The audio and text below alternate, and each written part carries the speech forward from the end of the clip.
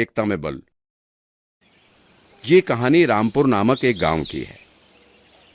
इस गांव में कई सारे अलग भांति के लोग रहने के बावजूद सब हमेशा मिलजुल कर रहते थे।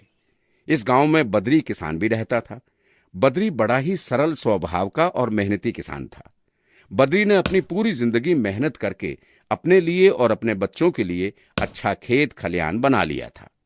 बद्री के 3 लड़के थे, रामू, श्यामू और नत्थू। एक दिन सुबह बद्री खेत जाने के लिए जब तैयार हो रहा था, तब उसने बड़े बेटे को कहा, रामू, अरे बेटा रामू, बेटा आज मेरी तबीयत जरा ठीक नहीं लग रही है। तुम तीनों भाई खेत में मेरा हाथ बटाने आ जाना, ठीक है? पिताजी, मैं तो आ जाऊंगा, उन दोनों को आप ही बोल दीजिएगा। हाँ। अरे अरे वो दोनों अभी नहाने गए हैं, पता नहीं कितनी देर बाद लौटेंगे। तुम घर पर हो तो बता देना, ठीक है? पिताजी, आप एक काम कीजिए, माँ को कह दीजिएगा इन दोनों को आपका संदेश पहुंचाने। मैं तो चला बाल कटवाने, वहां से ही सीधा खेत आ जाऊंगा मैं, ठीक है? इतना कहकर रामू चला गया, बद्री की पत्नी बद्री को पानी देते हुए। सुनिए, मैंने तो आपको कितनी बार कहा है कि ये तीनों भाई पूरा दिन लड़ते रहते हैं, और अब तो नौबत यहाँ तक आ गई है कि वो एक दूसरे से बात करना भी पसंद नहीं करते। बात तो तुम्हारी सही है राधा। चलो आज खेत का काम खत्म करके अच्छा सबक सिखाता हूं इनको। बद्री खेत की ओर चल दिया। कुछ समय बाद उसके तीनों लड़के खेत में आकर काम करने लगे।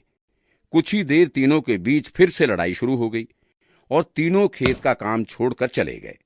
हर रोज की तरह बद्री खेत का काम समेटकर घर आता और उसने तीनों बच्चों को बुलाया। उन तीनों को एक एक लकड़ी दी और कहा, बच्चों, इसे तोड़कर दिखाओ। पिताजी, आप हमारे साथ मजाक कर रहे हैं ना? इसमें कौन सी बड़ी बात है? ये लो। बोलते ही श्यामू ने लकड़ी तो बड़ी आसानी से तोड़ दी। रामू और नत्थू ने भी लकड़ी बड़ी आसानी से तोड़ दी। फिर बद्री ने उनको लकड़ी का गट्ठा दिया, अब ये तोड़ो।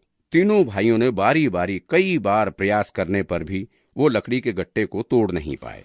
देखा बच्चों, तुमने एक अकेली लकड़ी को पलक झपटते ही तोड़ दिया, पर जब गट्ठर की बारी आई तुम तीनों ने एड़ी चोटी का जोर लगा लिया, फिर भी नहीं टूटा। इसे कहते हैं एकता में बल। इसी तरह जीवन में अगर तुम तीनों साथ रहोगे तो कोई तुम्हारा कुछ नुकसान नहीं कर पाएगा। बच्चे अब ये बात समझ चुके थे। तीनों एक दूसरे के गले लगे और अपने किए की माफी मांगी। तो बच्चों, हमें इस कहानी से ये सीख मिलती है कि हमें हमेशा मिलजुल कर और शांतिपूर्वक रहना चाहिए, क्योंकि एकता में बहुत ताकत होती है।